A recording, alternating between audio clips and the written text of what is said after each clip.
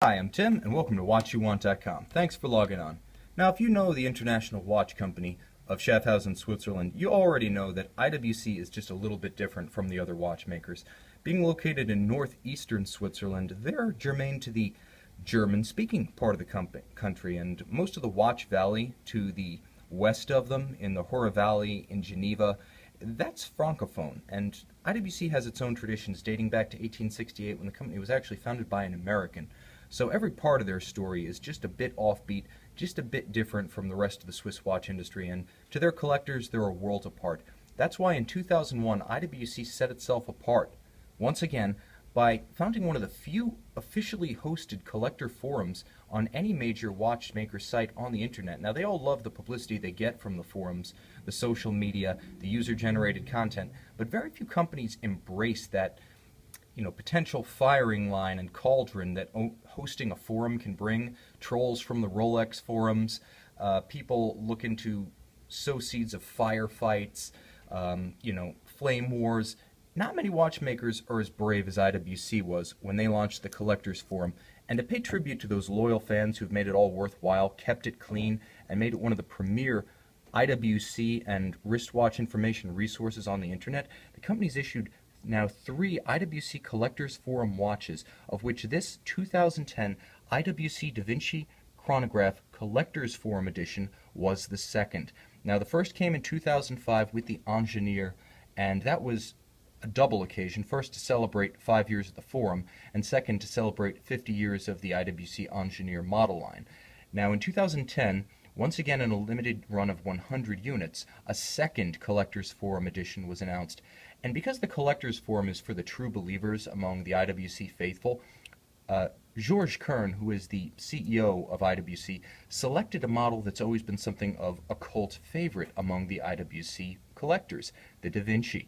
Now, the name was first used in the 1970s on a quartz watch, but it took its definitive form as a sort of semi-rectangular, semi-tonneau shape during the 1980s as a platform for some of the original IWC Kurt Claus complications, and it's always been more of a dressy, upscale reference in the IWC catalog. That is, when they catalog it, which they don't always. So the IWC Chronograph, which debuted in 2007, was seen as the ideal platform for IWC's latest love letter to its collectors and forum regulars. Now, if you remember the forum, you had obviously first right of refusal. You could request 2 numbers that you did not want to receive, luck and whatnot, and you could try to get your same number if you had one of the original engineers. You could get that same number for your DaVinci Chronograph. But it was the content of the model itself that really set this special edition apart.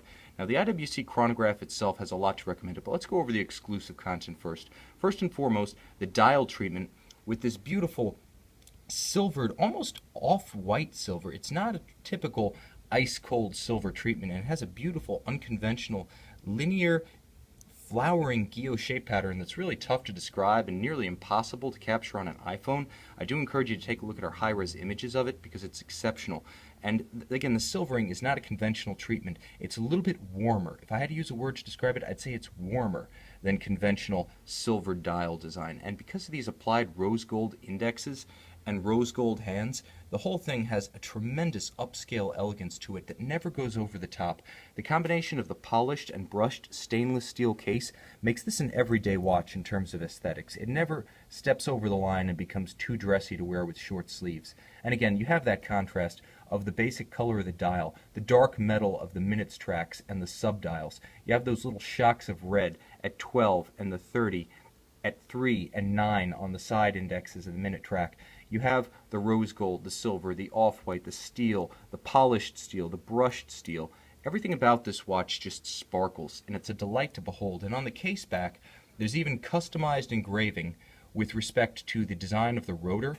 Now, the rotor on this watch is a highlight of the caliber 89-360 movement, which debuted on the IWC DaVinci chronographs in the mid to late 2000s. But here it receives a special tribute to the Collectors Forum edition, so this is considered to be a unique movement, not available even on the other IWC DaVinci Chronos. Now that we've gone over some of the exclusive content, and I'm just going to throw it out again, this is a limited edition of 100. available only to the IWC forum members. They're not making any more of these. If you want something truly unique, not just as a DaVinci and not just as a DaVinci Chrono, but as a limited edition that's almost unobtainable and rarely hits the market, this is the hookup. But let's talk a bit about the basic watch. Now, the reference 3764 is the essential DaVinci chronograph, and this is the 376415, but all mechanically, proportionally, it is the same. Let me talk a little bit about the movement because it's the highlight of the watch alongside the dial. Now you see a twin register setup, but this is actually a 3-register chronograph, and the key to that is this mono counter at 12 o'clock. Now, like the Patek Philippe Nautilus Chrono 5980 or the 5960 annual calendar chronograph, you have hours and minutes on a single dial. So it keeps the whole thing clean and allows a symmetry, in this case bilateral and vertical, that's traditional, very becoming, and a little offbeat because it's vertically stacked, but that suits the DaVinci line and the DaVinci character, which has always been a bit offbeat and technical. Now, the watch also features a unique vertical clutch and column wheel engagement and activation system. So now, the column wheel, just to review traditional watchmaking, I'm giving you the wrist shot on a 6 1/3 inch wrist, 16 centimeters for our metric friends, including those in Schaffhausen. Guten Tag. The bottom line is that a column wheel is a function selector that toggles between the start, the stop, and the reset. A column wheel is much more crisp than the so-called coulisse or cam system, and it's just more fun to use because you feel like you're using a precision instrument and getting the benefit of something that's just that much harder to adjust, and as a result, just that much more special to use. Exclusivity, artistry, the craftsmanship that comes with something that must be adjusted by hand and then delicately, that has tremendous appeal to me, even beyond the positive feel of it, the pushers, that is. So the column wheel is a romantic bit of traditional watchmaking, and the vertical clutch is a modern innovation. It's really only been seen widely since the 1980s, and it activates the chronograph without the staggered start, the staggered return, and sometimes partial return that you see on a so-called horizontal clutch. It also allows you to run the chronograph continuously without any hazard to the movement, and it results in less of an impact on the amplitude of the balance when you activate it, so you don't have that phenomenon of a watch that suddenly starts running slow when you activate the chronograph. The vertical clutch is the modern solution, so you get that traditional column wheel and the modern solution to keep the chronograph running smoothly, securely, and with lower long-term maintenance requirements when you have the vertical clutch. It's a great tandem. It's what Rolex uses now. It's what Patek Philippe uses in its most modern chronograph references. It's the way to go.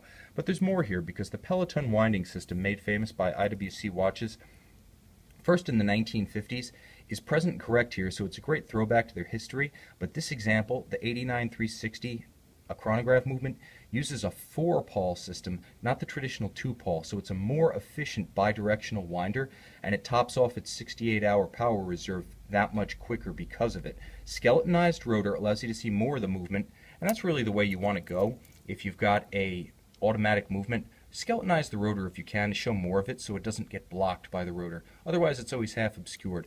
The bracelet itself is gorgeous, using the quick-release center links that were first debuted on the GST about a generation ago at the turn of the century. Those little individual pushers mean every single link can be removed to micro-size this piece. It's very cool, modular, allows tremendous adjustability and versatility with the watch.